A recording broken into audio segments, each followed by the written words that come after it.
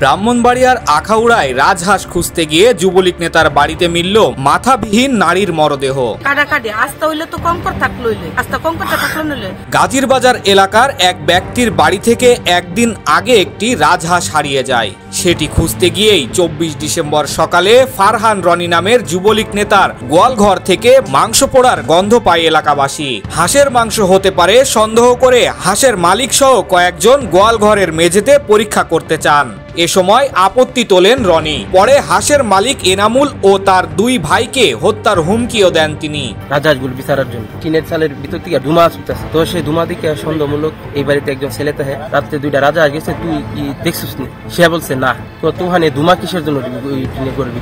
কইয়ান হাতা ফুতা ফিরে রাখছি, এমনি ধুমা ছুটতেছে। দেখতে গেছে পরে হ্যাঁ নানা রকমের বাধা দিতেছে। তো আমার চাচা তো কিছু তার শুরু বাইরে নিয়ে আইছে, উল্টা পাল্টা কথা বলতেছে, আপনার এখানে আইসেন না দাও নিয়ে হুমকি দিতেছে, হেরারে বারবার ডর বই দেখাইতেছে, এখানে আসলে মার্ডার কেসের আসামি। এরপর জোর করে গোয়ালঘরের মেঝে খুঁড়ে মাথাবিহীন একটি মরদেহ দেখতে পান এলাকাবাসী।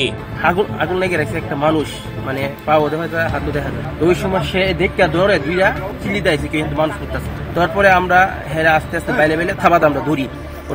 আমরা সিদ্ধান্ত সেটা তো আর আপাতত এটা তৈরি করে না, আমরা প্রশাসনকে জানাই। প্রশাসন জানার পরে সকালে এই পরিস্থিতি দেখতেছি। মৃতের হাতের চুড়ি দেখে এটি কম বয়সী কোনো নারীর মরদেহ বলে মনে করেন তারা। এরপর পুলিশে খবর দিলে গ্রামবাসীর সহায়তায় যুবলীগ নেতা ফারহান রনিকে আটক করা হয়। যেমন সুবিধার খেলাটা খারাপ, পনেরোর সাথে চলাফেরা করে ছেলেটা আটকালে গেলে পুলিশ এত তদন্ত করা হয়েছে। দড়ি লাগাইলো বান্ধা পাও না আটক করতে পারি না। আর একটা ছেলে একটা টুকরা বাইট করছে দল দিয়ে, মনে হয় এটা ঠ্যাঙ্গে রাখি।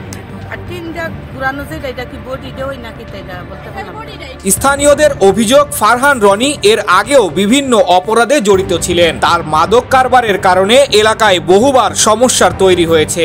এমন একটি নৃশংস ঘটনায় তিনি জড়িত থাকায় গ্রামবাসীর মধ্যে ক্ষোভ দেখা দিয়েছে। একটা দুচালা ঘরের ভিতরে গত্র কইরা একটা মানুষ আপনাকে পুইরা ছাই করে থই দিয়েছে। এদিকে সকালে মাথাবিহীন মরদেহ দেখে স্থানীয় লোকজন এবং পুলিশের ধারণা হয়েছিল এটি কোনো তরুণীর মরদেহ। তবে স্থানীয় একটি পুকুর থেকে মাথা খুঁজে পাওয়ার পর পুলিশ নিশ্চিত হয়েছে এটি মধ্যবয়সী এক নারীর মরদেহ। নিহত নারীর পরিচয়ও নিশ্চিত করেছে পুলিশ। সহযোগিতায় লাশটা বের করে নিয়ে আসে। তো এখানে প্রাথমিক পর্যায়ে দেখা যাচ্ছে যে পুরো একবারে ছাই হয়ে গেছে। ফারহান নামে একজনকে আটক করছি, সেই সম্ভবত এই কাজের সাথে জড়িত আছে। তা আমরা ইনভেস্টিগেশন করতেছি, যারা জড়িত তাদেরকে আইনে আনার জন্য আমরা ব্যবস্থা করছি। পুলিশের দেওয়া তথ্য অনুযায়ী নিহত নারীর নাম হরজুলা বেগম। তিনি আখাউড়া উপজেলার হীরাপুর এলাকার নুরুল ইসলাম ব্যাপারীর স্ত্রী।